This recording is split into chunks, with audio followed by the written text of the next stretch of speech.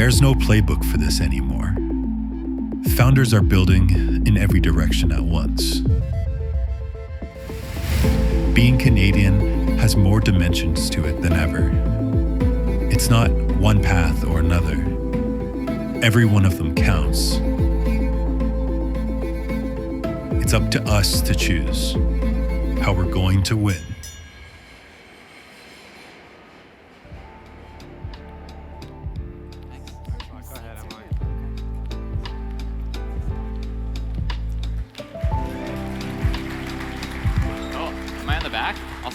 All right, okay. We got everyone. Here. You go over there. Yeah. All right, let's do that. I like that hype video. So we're going to get into it. We got a lot to cover. I have known everybody on this panel for quite some time, and they all have kind of this disease. They are unable to lose. They cannot stand losing. Rob actually keeps a running list of every investor that's ever passed on him as a chip on his shoulder. Emily skipped the domestic market entirely and convinced Serena Williams and Jay-Z to invest in her company. And Andrew is coming right off of his first huge exit, could have gone and built a US neobank, decided to build one in Canada. And so we've got a lot to cover. Let's actually talk about this. So winning the market. You could have gone into the US. Arguably would have been easier. It's a much more fragmented market, consumer financial services. Why did you decide to go and build a neobank for Canada? I think as a founder, you end up just running towards the hardest problem possible. And I think with Neo, having come off of building Skip for Canadians, one thing that a lot of people don't actually know is we actually tried launching the US with Skip in the past. And it was sort of it was actually a push from investors, because investors didn't actually believe that Canada was a big enough market for food delivery at the time. So we did obviously what investors told us to do, because that's what you generally do. We did okay, but realized that our actually competitive advantage was actually being from Canada, knowing the market, and knowing exactly what Canadians actually wanted. So the second time around, when we started Neo, we said, hey, let's actually lean into our competitive advantage and do something that no one else can actually do. And that's why we leaned heavily into building for Canadians. And obviously, I have a personal passion for disrupting the Canadian banks, because I've had so many, a chip on my shoulder around how terrible it is here in Canada, and I think that's what obviously needs to drive you too. I love that. I think there's going to be a theme of what's the fire that drives you to prove people wrong through this panel. Rob, I want to talk. You have some big American, Brex, Ramp, a bunch of these companies in the U.S., and you have built a structural advantage to, some of them are trying to come in. How do you think about owning this domestic market and fortifying your position in the market against maybe better funded, bigger, aggressive competitors? Yeah. I think one of the foundational experiences we had when we started Float was talking to business owners and reflecting on our own experiences. And I think most Canadians feel this. We use products, we see what goes on around the world, but then we always get some crappy watered down version of it in Canada. Some of it works, some of it doesn't. There's a landing page, but then you go through the details, not available to Canadians. And so we said from the beginning, Float is going to be purpose-built for the Canadian market. And it's very hard to do that if you work in an international company. I saw that at Uber. Andrew McDonald was here earlier. If you serve 70 countries around the world, Canada is it's like the 17th most important thing. So what happens to Canadian businesses? They get left behind. The functionality they need is not localized. There's nothing that's really purpose-built for them. And we heard that from everyone here. And so how we thrive and how we think about it is everything we build working backwards from a Canadian business. That means we serve the Quebec market natively. We serve all Canadian money movement rails. We know everything about HST and GST and all of the different tax regimes across Canada. We can serve Saskatchewan. And ultimately, I think that's the thing that has enabled us to be successful and the thing that we bring to customers, which is we don't care about any other countries. I'm not going to Boston or anywhere else. Emily's a customer of ours, Andrew's a customer of ours. They're the most important people that we serve, and so I think that focus is what drives ultimately the best experience. I love it. I love it. Yeah, serve Saskatchewan. And okay, so Emily, I find this fascinating. You skipped the domestic market. You went straight for the U.S. I remember, so Daniel DeBow was one of our early investors at Clearco, and he told me we were going to launch in Canada. And I was like, no, we have friends here. And he's like, no, go to the US. It's going to be harder, and you're going to thank me. And it was harder, and I thanked him. And what was that like, right? Because you're from here. You could have just built for Canada, but you decided to do the harder thing. Walk me through that decision process. So maybe not many people know, but we did have a little bit of a business in Canada. So we had no choice but to build. We wanted to build our team in Canada. I am Canadian, and it was COVID. So there wasn't an option to travel or to even cross the border at the time that the company started. And we started building the business in Canada, but we are a retail business, a marketplace, and we rely on supply and demand, and our supply is mass volumes of consumer returns. And there aren't major mass retailers in Canada. So the Canadian business became like 3% of our total business, but it was taking up about 30% of our team's time. So we ended up leaning aggressively into the United States.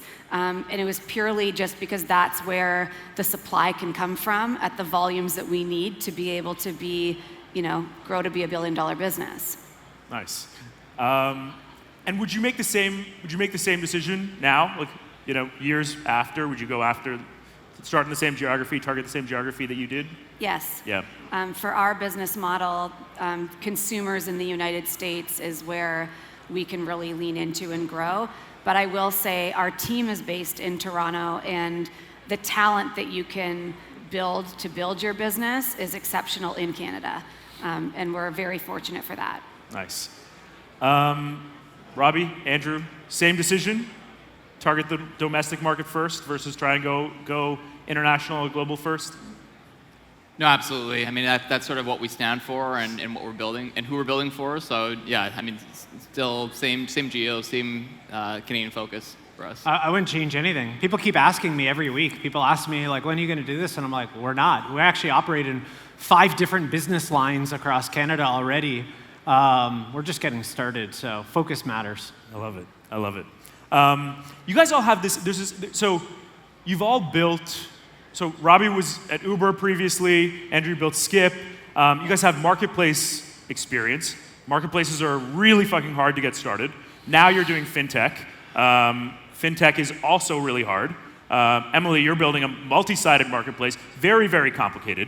Talk me through, like,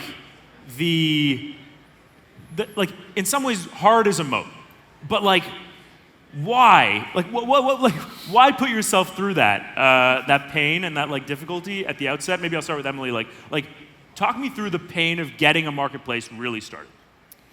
So, it's very challenging to get a marketplace started. You've got your supply, you've got your demand. If the supply is happening, the demand's not there, you're gonna have too much demand and then no supply. You're relying on repeat consumers to come back, so you kind of need both of those channels operating at scale. But I wouldn't have it any other way. I think that with a marketplace, if you can figure it out, and if you're truly creating something that does not exist, which in our case, we are a category creator, you have the ability to affect an entire ecosystem versus fintech is like a singular workflow or work stream. And I think that if you're able to get the flywheel effect and you're able to build trust and repeat consumers, you can really build something that just nobody can catch up to. And you can really build something that is such a defensible moat. So it was awful to start. But we're kind of at a pace now where it's moving and grooving. But no, there's always something that's breaking on one side. But I think that's just startup life in general. Yeah. Robbie, maybe talk a little bit about getting a regulated business. You're moving money in a very regulation-heavy market. What's that like? Like, how much pain do you have to go through to get through that? And like, what are the ingredients behind it? It's funny. I think it's a bit of a mindset shift. Building a company and an app or an experience that's really easy to build, turns out you're going to be in a room full of a lot of people doing the same thing. And at Float, we have a principle, customer obsession, work backwards from the customer to build this great experience. And I'll give you an example. When we started Float, to onboard customers onto this initial credit card program we built, it was like, well, they're going to have to go through KYB, and this bank is going to do it, and they're going to do KYC, and it's going to land on this thing. And we just said, fuck that. Hell no. It's going to take 6 weeks for customers to do that. We're just going to do it all ourselves. And our team, we sat and we said, well, then we have to rebuild all these flows. We have to do all of this ourselves. And there's something very motivating about doing that and ending up in a place where, for example, today, if you sign up for Float, you'll be up and running in 48 hours or less. 18 months ago, that would have taken you 20 business days. Now, that means we worked harder. We had to rebuild some of those things from scratch, but it's very rewarding, and it turns out that that's the thing that actually creates value for customers. So I don't think there's much empathy for complaining here. If you do something hard and you simplify it for people in this audience, they reward you with your business, and that's how you create value for them. And I think that's what entrepreneurship's really all about. Nice. Andrew, what's harder getting started with like a consumer-regulated fintech business or a cold start marketplace? I think both have their own unique challenges. When you're dealing with a not two-sided marketplace, but a three-sided marketplace you've got couriers, you've got customers, you've got restaurants. And I'd say the worst one is actually like the consumer, because they're extremely hungry and always like angry if you're like a second late. Hungry consumers. And you're dealing with humans at the end of the day. But I'd say what makes it easier is that it's you can really embody the move fast, break things mentality when you're dealing with food, because it's not a critical core piece of compared to fintech and money and someone else's life savings. And I think that's probably the main difference that I'd say we've really experienced coming off of a marketplace where again you're very logistically difficult with a lot of people, hundreds of thousands of people you're dealing with every single day. Versus with fintech, you're actually dealing with a lot of this, a lot more regulatory components, a lot more third parties involved. So the complexity is much, much higher, but a much different category where you have to be accurate down to the cent. And money can't be missing. You can't, reconciliation is the bane of our existence, where everything needs to match up, and debits and credits and your accounting classes sort of come to really fruition here. And I'd say that's probably the main difference is, varying levels of difficulty for sure. Which one's harder though? Fintech for sure. I'd say fintech is definitely more difficult, especially with the challenge we're going up against. This the momentum that the big banks already have, and that the legacy. I mean, that's really what we're trying to break down. Nice. Let's talk about the founding, the makeup. I think you hear there's a formula for building a founding team, right? And these are the criteria. YC says this. These are the criteria for a founding team success. You guys all have very different founding stories. Robbie, you came into a company with founders, and you came in in a refounding moment. Talk me through that.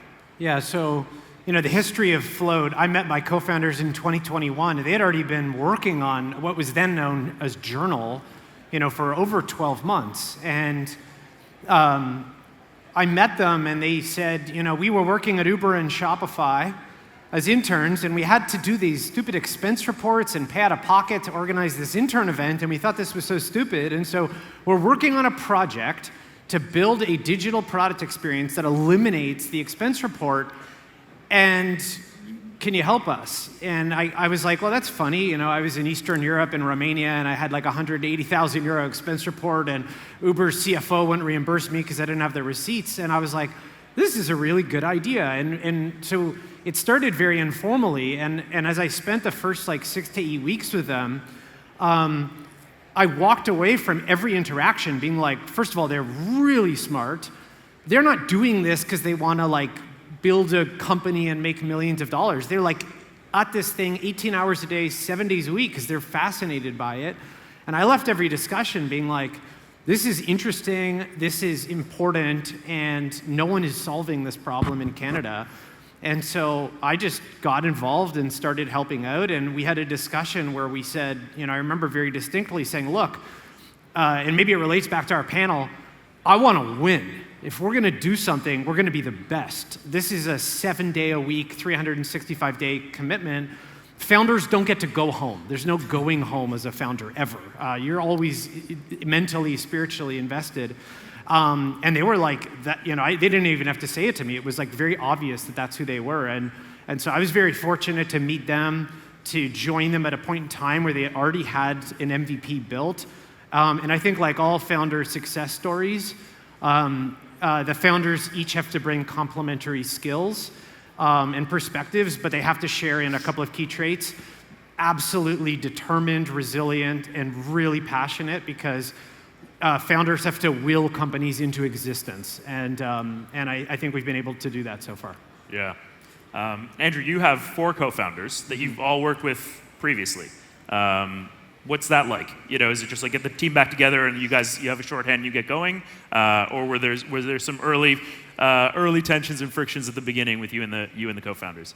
I think we're definitely atypical given the number of co-founders that we have in the founding team, but I think it's worked out, I'd say, well for us in the sense that we all have, to Rob's point, we all have our, I'd say, definitive areas that we all focus on. So whether it's business and finance, whether it's the tech side, whether it's the sales side, and that's really, it's worked out well for us. And I think the fact that we had worked together in the past is that you sort of skip over that, forming, norming, performing stages, and you're just jumping into a different idea. And I think that's where, for us, we sort of know what the other person's already going to say. We already know how we're going to work together. And ultimately, what really matters at the end of the day is, hey, do we all agree on the endpoint and the mission of where we want to get towards? And there's always going to be disagreements. It's not like it's all fun and dandy all the time. There are going to be disagreements in how we do things or how we approach things, but we all come in with respect of knowing that we're all in it for the same reason. And we're all in the same boat. We're all coming from the same place. I definitely wouldn't be able to do it, just by myself. And I think building a startup and building any company is definitely a team effort, beyond just the founders, but also everyone on the team too. So, nice. Emily, you have the exact opposite experience. You've gone totally solo, very lonely, and it's way harder. What's that like? And how is that? What have been the benefits? What have been the challenges being a solo founder? Yeah, I don't know any different. So, being a solo founder is all that I know, and I definitely like it. But you're right, there are elements of it that could it have been easier at certain periods if I had co-founders? Absolutely. I think in the fundraising process early on, a lot of funds would ask, like, well, we think we would invest in you if you had a co-founder. And I never really understood why. And then I was like, well, maybe those aren't the investors that I want then. But kind of like what you said, I have this amazing team, and we're at the stage now where, like, maybe I come up with 1 or 2 of the ideas, but like all of the ideas are being generated from our employees and the leadership team, and they're truly geniuses in their own fields. And I think that that's been critical, is I'm able to be a solo founder because I have these exceptionally talented people around me. Yeah. Let's talk about team a little bit. We were talking about this backstage. I have an insecurity because I have twice now churned through a lot of my early team in the first 2 years, maybe turned them over twice. And I think I'm just like a bad founder. It's possible I'm a bad founder. But we all have like some of these experiences of like the stomach that you need to get through those first couple of years of finding product market fit, finding traction, finding something that works and a repeatable business is not for everybody, right? And I think that's like a really difficult thing to go through, and maybe especially as a solo founder, to go back and be like, well, like, why can't I keep this team together? Either they leave or I get rid of them or whatever. But what's that like? I mean, what were the early days like? How did that team sort of evolve and coalesce during those early days? I mean, you're gonna, as your company grows, like startups are growing at an outpaced speed. And there's some talent that is able to grow alongside the company, and that's the goal, right? The goal is that you're bringing on talented individuals that are like all in and they are growing at the same speed as the company. But that oftentimes doesn't happen. Sometimes it does. And it's awful when you have to, move on and part ways from leadership members or people on the team. But I think in the end, the company ends up benefiting from that. And I also think that, like, as a founder, when you're putting in, like, it's your life. Like, your entire life is building this business, that if you're putting all of that effort in, you really need the right people around you to do their part as well, or else you won't be able to get to where the business needs to go. That's what I think. Makes sense. Mm-hmm. Andrew, you guys have been you've got a large founding team, so you've already got that established. And you mentioned you were very thoughtful about introducing more people into leadership and hiring and growing. And so talk me through how you built the organization, you built the team. You have this other added challenge that you want everybody in person in Calgary or Winnipeg, right? Mm-hmm. So talk me through that, how that's gone. Yeah, I mean, it's been an evolution of where we were, 6.5 years ago to where we are today. And I'd say at the very beginning, it's literally yourself, your other founders doing everything. And the beauty, obviously, we had multiple founders, so we were able to take on quite a bit and be able to, I'd say, extend for quite a bit of time without needing to hire, quote unquote, executives. But obviously, once you hit a certain scale, you want to bring on more people into the fold. And I think for us, we are primarily based in Calgary. We've got offices here in Toronto and Winnipeg, and over time, we've had to build out that team. But I'd say, early on, it was really around bringing on people who were just who aligned to our mission, who believed in what we were doing, and ultimately, our criteria was, hey, you have to come to Calgary and move to Calgary. So we were to bring on some senior folks that were committed, and they're actually still with us today. And I think that was probably an easier filter to see how committed somebody was. They had to uproot their lives and move their entire families over. So yeah, you're not doing that as like a 1 foot in kind of thing. Mm-hmm. And Robbie, we talked a lot about early team thrash and how to use that as a bit of a filter and how you've thought it through.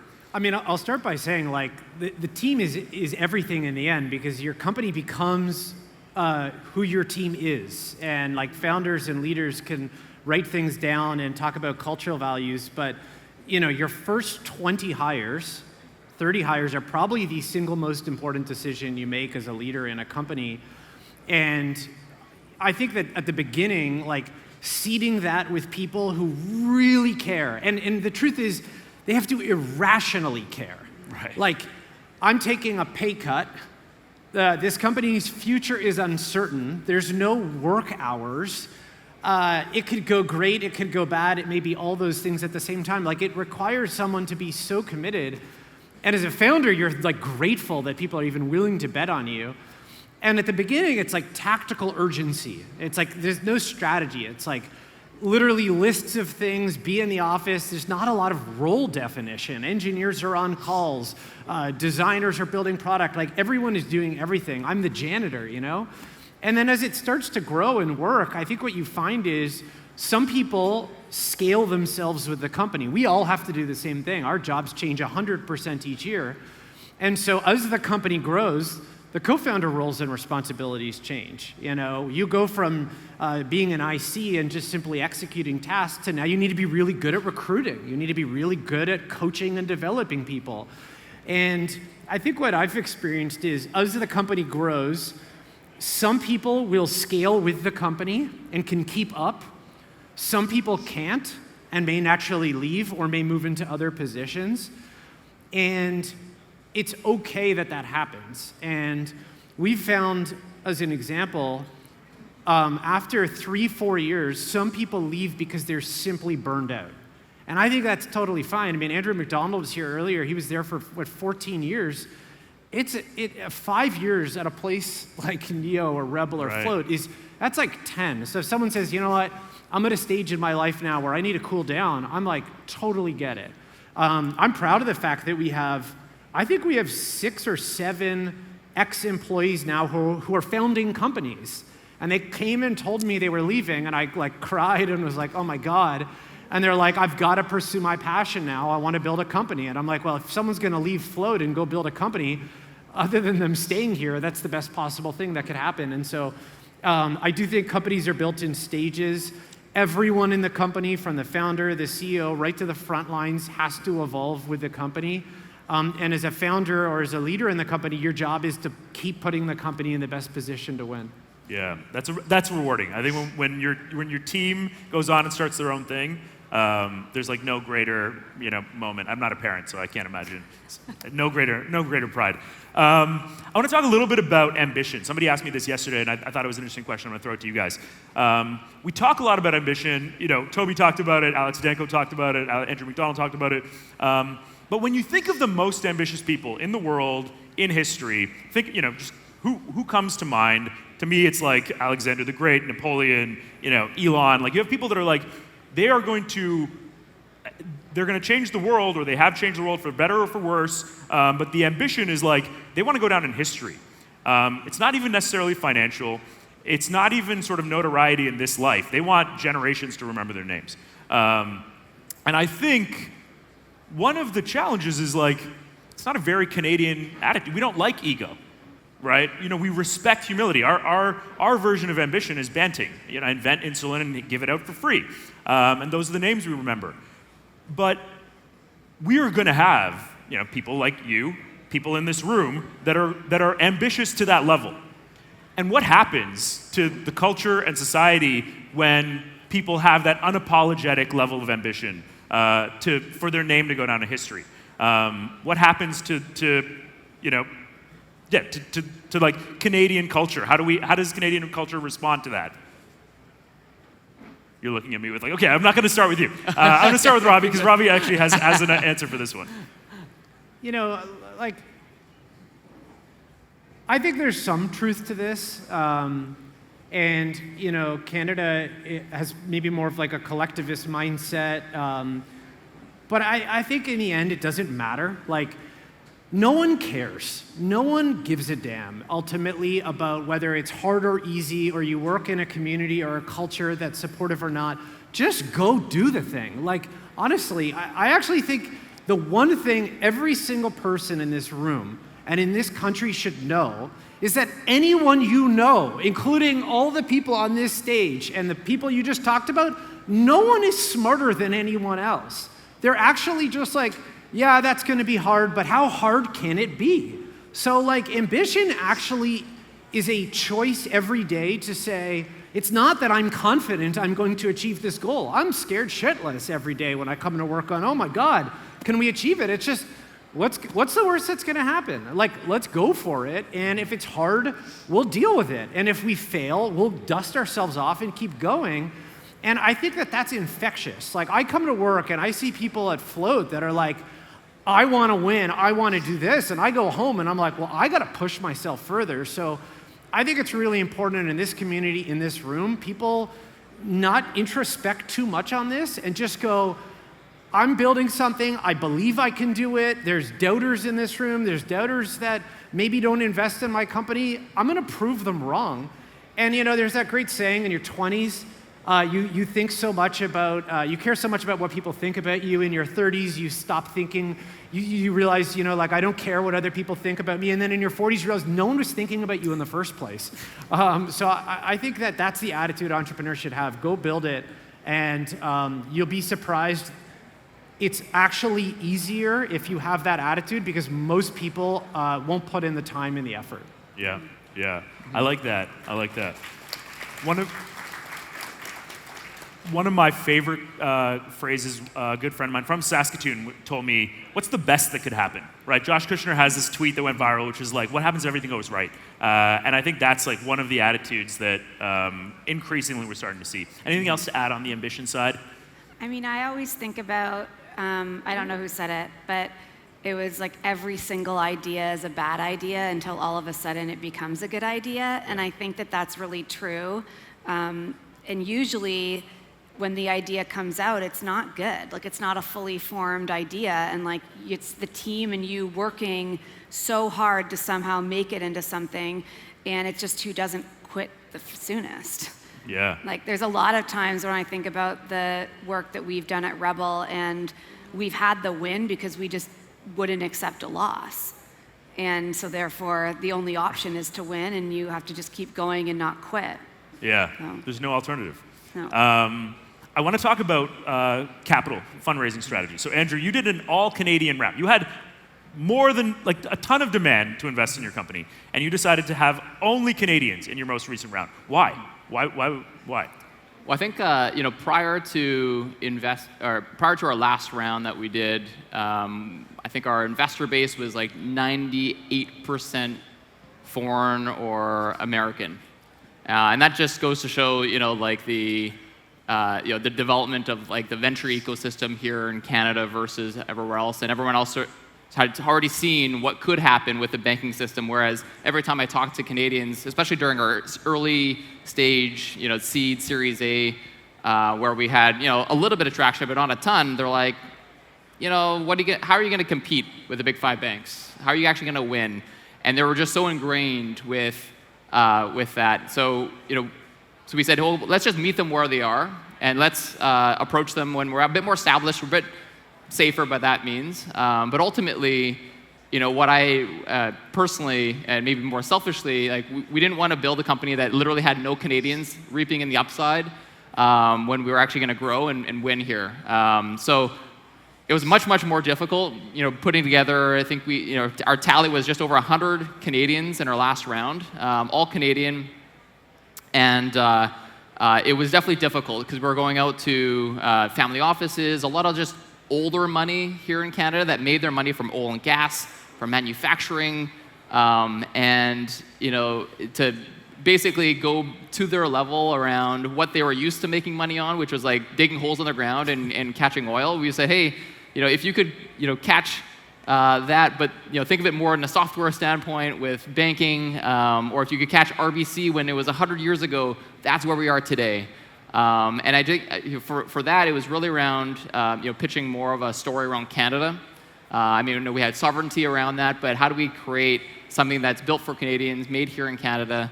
And that was really the purpose and goal of that round. I love that. And then they're going to make money on you, and then they're going to be like, hey, I want to do more of this, and invest in everybody else who's out here. Mm-hmm.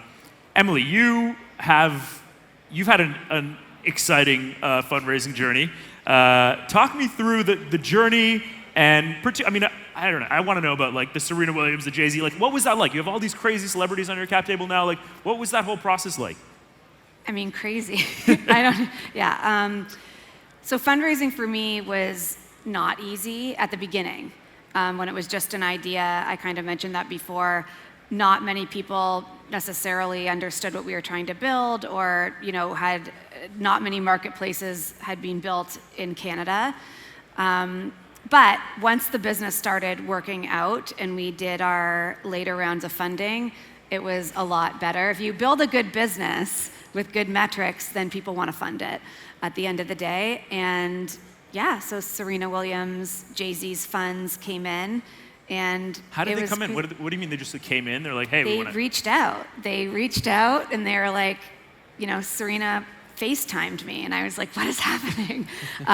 So they reached out, and then everybody started. Like, fundraising also has a network effect. So if certain funds come in, then it stirs up FOMO with other funds and celebrities, and then they all kind of are hoping to get a piece of the pie. But I think the thing to keep in mind is that, like, they're the greatest, not to be intimidated by them, like, they're the greatest of all time at what they do, but they're genuinely interested and have no idea what you're doing, and so you're the true GOAT in that space. And so it's interesting when you're pitching, because you have to remind yourself that they're coming to you to learn. Just like if I tried to go play tennis, I would be hitting her up for a lesson.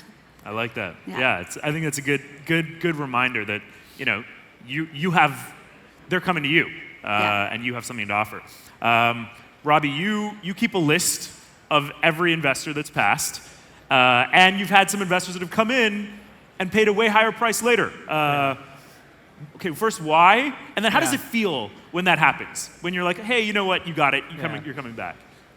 I'm a dog with personal motivation, so I'm a bit of a sicko, and I love being rejected, and I put it in a list in my mind, and I go to work, and I compete with myself of like, I'm gonna prove this person wrong or this thing wrong, and I'm addicted to that. And when we raised our seed, we were fortunate to raise our round, but we had some investors who passed, and we had some people say, like, this big bank executive team, far more experience, are gonna build the exact same thing. And I was like, absolutely not they are, because we're going back to the office, my team works 7 days a week, we're gonna ship faster, we're gonna do it. And I was saying that being like, we better actually deliver against it, and we used it as motivation. And now we serve over 7,000 customers across Canada. And I think like the reality is fundraising is the easiest thing that you do as a founder. Raising money is easy. Building a brand, building a product, serving customers is the hard part. But as a founder, if you can use those rejections, and that could be selling to a customer that doesn't choose your product, losing a customer who says it wasn't good enough, not wallowing in defeat and going back, how are we going to use that to make what we're doing even better? I think that's really, really powerful, and that's what building companies are all about. It's about walking from failure to failure without losing enthusiasm. And that's what I've taken away from these experiences. Okay, nice. Final question. If you were sitting in the audience today at the first week of starting your company, what would you tell you? What would you want to hear? For me? Yeah, Andrew I would say, don't worry about what other people think. Follow your intuition, your gut, and then just go for it. All right. Yeah. This is a mental hack I firmly believe in. Make a list of everything you need to do to start and do something with your business. Write down the deadline, maybe it's next quarter, next month. Go back to the office right now and get it done next week. And continuously challenge yourself, whatever is on your list, round down by 50%, shrink the units of increment, measure yourself daily and weekly on getting things done, and you will achieve in 1 quarter and in 1 year 10 times more than you thought was possible, and it will build momentum that you can build confidence on and build a foundation on. I love it. I would go home and make sticky notes and put them on your mirrors that say, like, you gotta keep going, do not quit, your idea is a good idea, like all these positive affirmations, and you read them every time you go to the bathroom. Not saying that I did that. No, I did do that. I did that. I still do it. Emily, Robbie, Andrew, thank you very much. Thanks, everybody. This is a fantastic panel.